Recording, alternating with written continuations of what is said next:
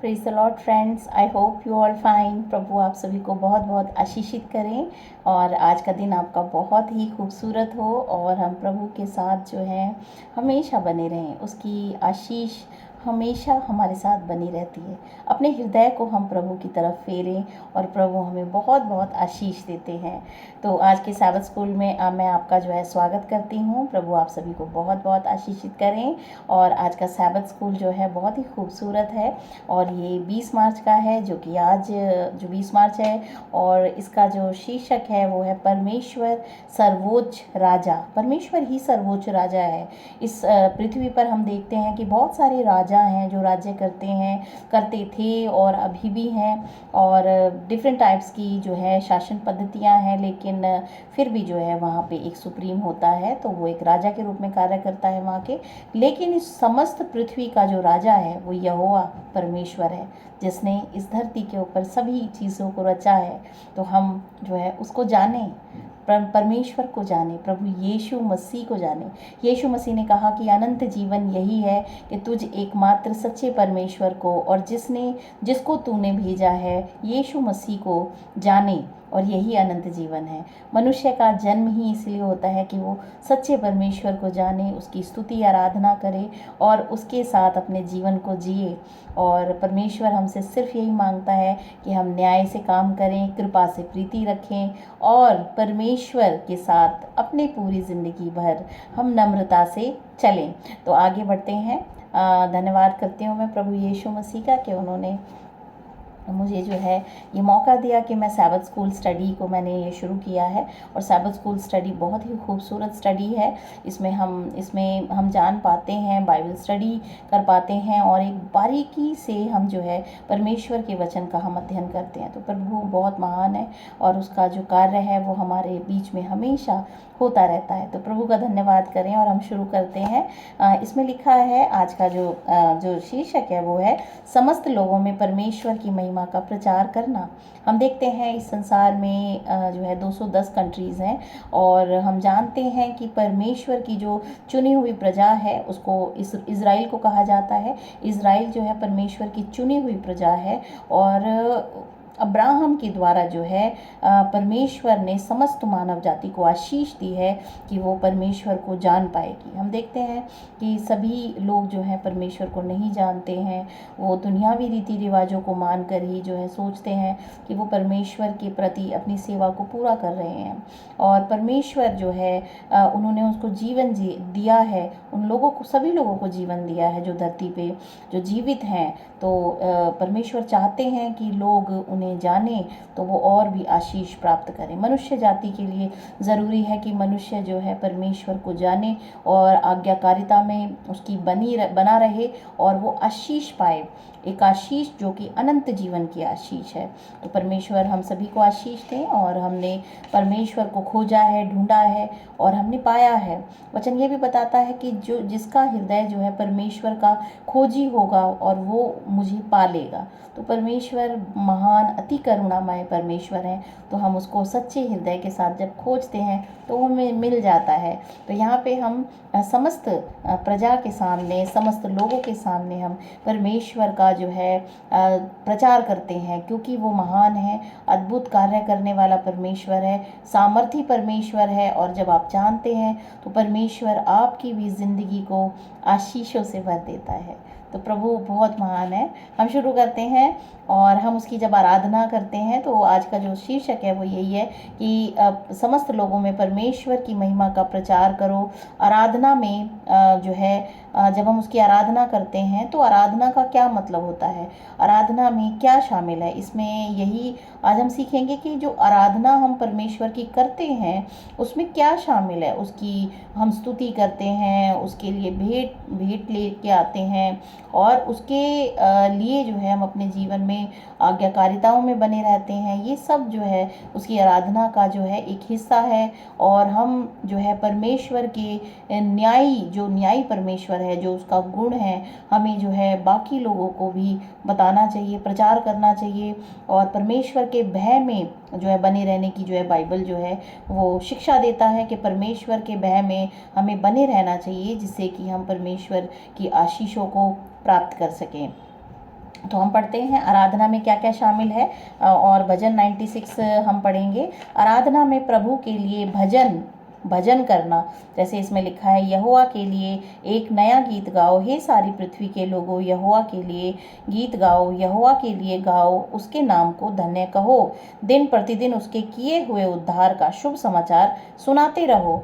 हमारे जिंदगी में परमेश्वर ने जो कार्य किया है वो एक गवाही के रूप में होते हैं, जिससे कि हमें अन्य लोगों के साथ में हमें शेयर करना चाहिए। और प्रभु यीशु मसीह का आगमन जो इस संसार में हुआ, मानव जाति के लिए हुआ, 2000 साल पहले हुआ, उसके बारे में भी हमें बताना चाहिए। और परमेश्वर के न्याय का जो दिन आने वाला है उसके बारे में भी हमें जो है प्रचार करना चाहिए कि मानव जाति जो है अपने जो है पापों से पश्चाताप करके परमेश्वर की दया को एक्सेप्ट करे और उसके जो है प्राणों की क्षमा उसको मिल सके और वो अपने प्राण को बचा सके। प्रभु यीशु मसीह ने कहा कि तुम इस संसार में सब कुछ करते हो, लेकिन अपने प्राण की हानि उठाओ तो फिर क्या फ़ायदा है? कोई फ़ायदा नहीं है।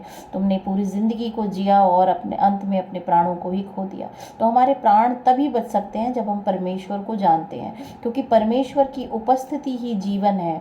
हमारा जो शरीर है वो मिट्टी है, हमारे शरीर में परमेश्वर की जो श्वास है, जो प्राण है, वही हमें जीवित करता है। तो परमेश्वर की उपस्थिति ही हमें जो है जीवन प्रदान करती है।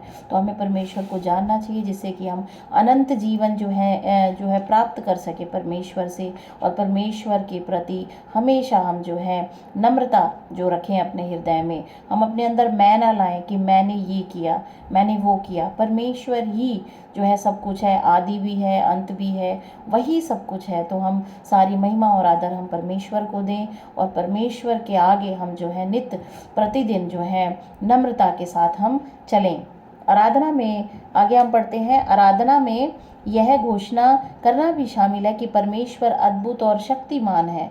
हमें परमेश्वर के प्रति जो हम गुणों को जानते हैं कि वो अद्भुत कार्य करने वाला है, शक्तिमान परमेश्वर है, हमें जो है इसके बारे में भी हमें दूसरों को घोषणा करनी चाहिए, बताना चाहिए कि परमेश्वर सर्वशक्तिमान है। 6 दिन में उसने समस्त सृष्टि की रचना की। भजन संहिता अध्याय 96 जो हम पढ़ रहे हैं उसी का ही 3 और 4 वर्ष बताता है, अन्य जातियों में उसकी महिमा का और देश देश के लोगों में उसके आश्चर्य कर्मों का वर्णन करो, क्योंकि यहोवा महान और अति स्तुति के योग्य है, वह सब देवताओं से अधिक भय योग्य है। हमें डरने की ज़रूरत है परमेश्वर से, हमें उसकी आज्ञाकारिता में बने रहने की ज़रूरत है। तो हम जो है परमेश्वर के अनुग्रह में हम ढापे रहते हैं अपने आप को। जब हम परमेश्वर की आराधना करते हैं तो हम उसके लिए भेंटें भी लाते हैं। और इसकी 8 वर्ष में लिखा है, यहोवा के नाम की ऐसी महिमा करो जो उसके योग्य है, भेंट लेकर उसके आंगनों में आओ। पर क्योंकि हम जब प्यार करते हैं और हम सम्मान करते हैं तो हम भेंटें भी लाते हैं। तो परमेश्वर के लिए हम भेंटों को जो है लेके आते हैं। तो ये भी हमारी एक आराधना का हिस्सा है। और हम देखते हैं कि आराधना का जो है जैसे हमने कहा भजन करना, उसकी स्तुति करना और उसकी आराधना करना, उसके लिए घोषणा करना कि वो सर्वशक्तिमान है, और जो है ये सब जो है हमारी आराधना के जो है हिस्से हैं। और हमें जो है इसके साथ साथ हमें अन्य लोगों को प्रभु के राज्य की घोषणा भी करनी चाहिए कि परमेश्वर का राज्य का आगमन जो है नज़दीक है, प्रभु यीशु मसीह का आना नज़दीक है और समस्त मानव जाति के पास एक आशा है कि वो जो है अनंत जीवन जो है पा सकती है। प्रभु यीशु मसीह का जब दूसरा आगमन होगा तो वो जो समस्त मानव जाति ने जिन जिन लोगों ने उसे ग्रहण किया है वो उन्हें स्वर्ग ले जाएगा। तो ये बाइबल में लिखा है और यही जो है तैयारी करने के लिए हमें अपने जीवन को इस्तेमाल करना है कि हम परमेश्वर के अनुग्रह को पा के हम जो है परमेश्वर के संग जो है रह सकें, अनंत जीवन पा सकें।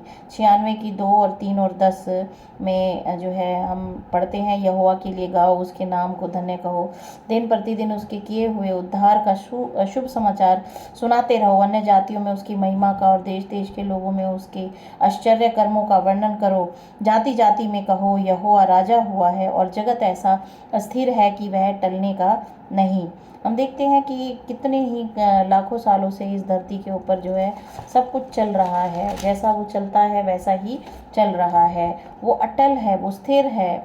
और जो है हमें भी अपने आप को जो है इसी स्थिरता में लाना है, परमेश्वर को जानने से ही हम जो है स्थिर हो सकते हैं, अनंत जीवन की प्राप्ति हो सकती है।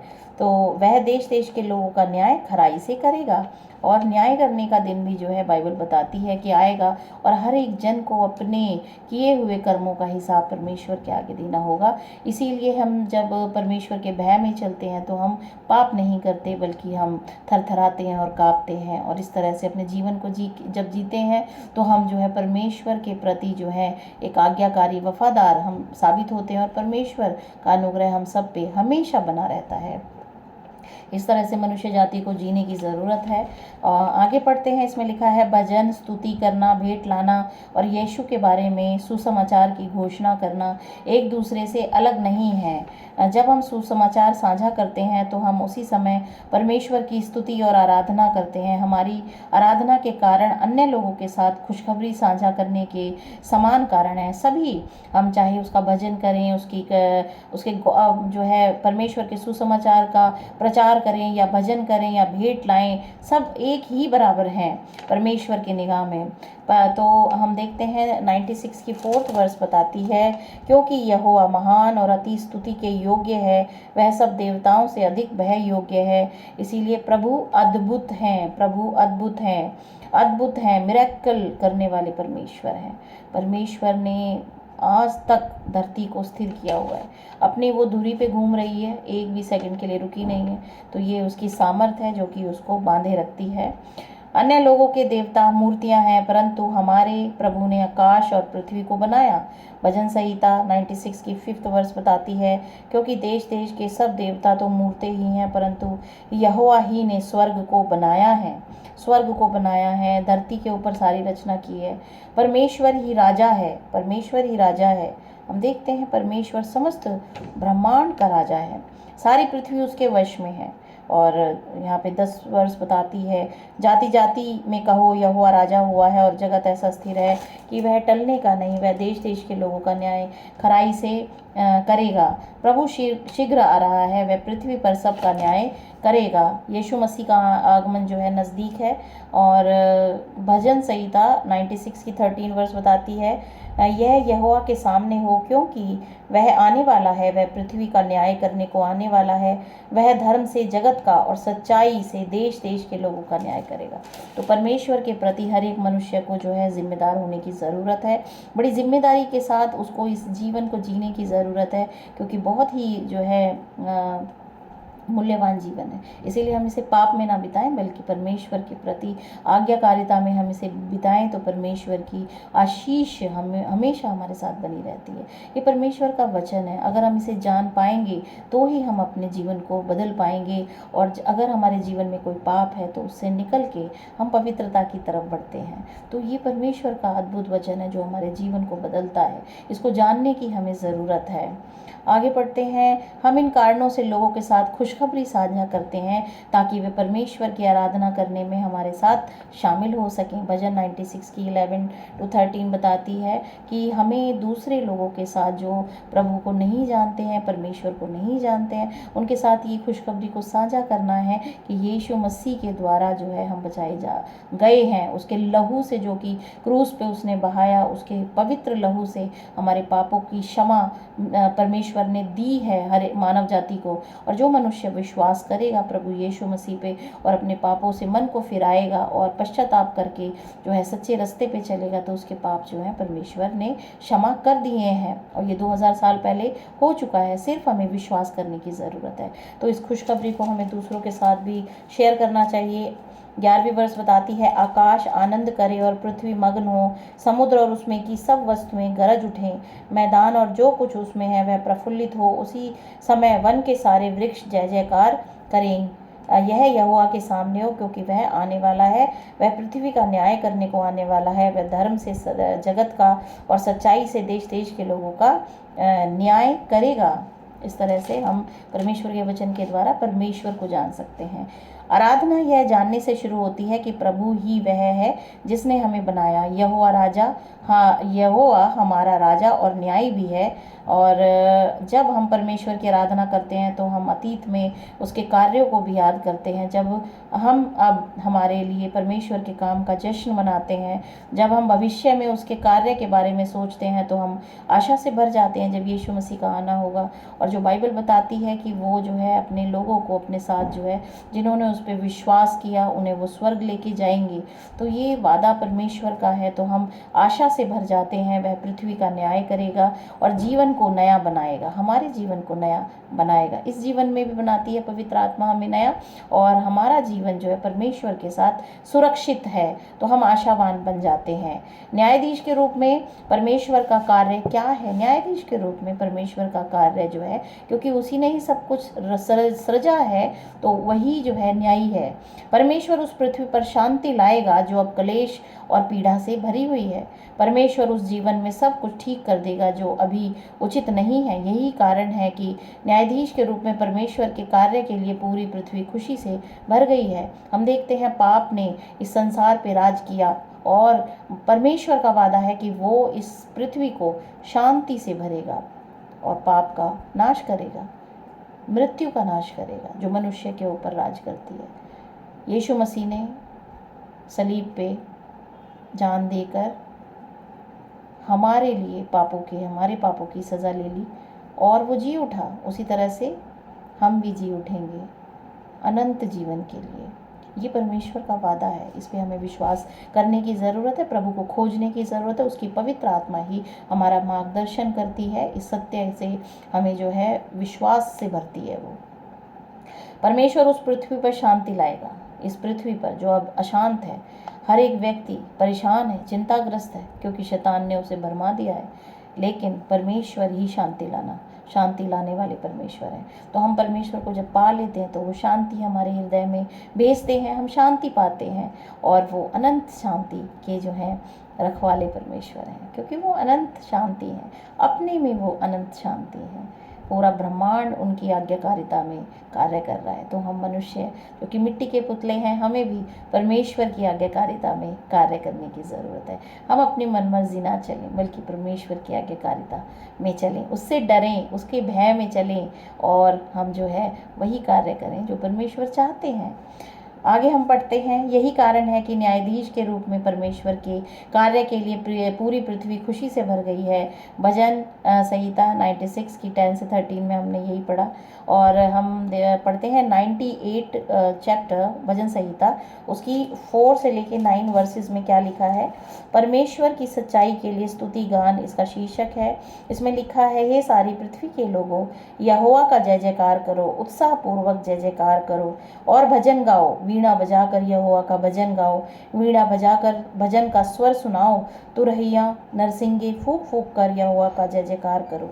समुद्र और उसमें की सब वस्तुएं गरज उठें, जगत और उसके निवासी महाशब्द करें। नदियां तालियां बजाएं, पहाड़ मिलकर जय जयकार करें। यह यहोवा के सामने हो, क्योंकि वह पृथ्वी का न्याय करने को आने वाला है। वह धर्म से जगत का और सच्चाई से देश देश के लोगों का न्याय करेगा, क्योंकि प्रभु एक निष्पक्ष और पवित्र न्यायाधीश है। उसके लोग उसकी सारी पवित्र सुंदरता में उसकी आराधना करना चाहते हैं। 96 की 9th वर्ष बताती है, पवित्रता से शोभायमान होकर यहोवा को दंडवत करो। हे सारी पृथ्वी के लोगों, उसके सामने कांपते रहो। आराधना आनंद और विश्वास के बारे में है। हम जो आराधना करते हैं, जब हम अपने हृदय में शांति प्राप्त कर चुके हैं और हम आनंदित हैं, तभी हम आराधना कर सकते हैं। आराधना परमेश्वर के प्रति सम्मान के बारे में भी है, कि जब हम उसका सम्मान करते हैं तो परमेश्वर की हम आराधना करते हैं। भजन 96 हर किसी को परमेश्वर न्यायाधीश की आराधना करने के लिए कहता है, क्योंकि वो सृष्टिकर्ता परमेश्वर है। उसने 6 दिन में सब कुछ बनाया और 7वां दिन सैबत का रखा, पवित्र बनाया। यही घोषणा प्रकाशित वाक्य अध्याय 14 की 6 से 12वीं वर्ष में दी गई है।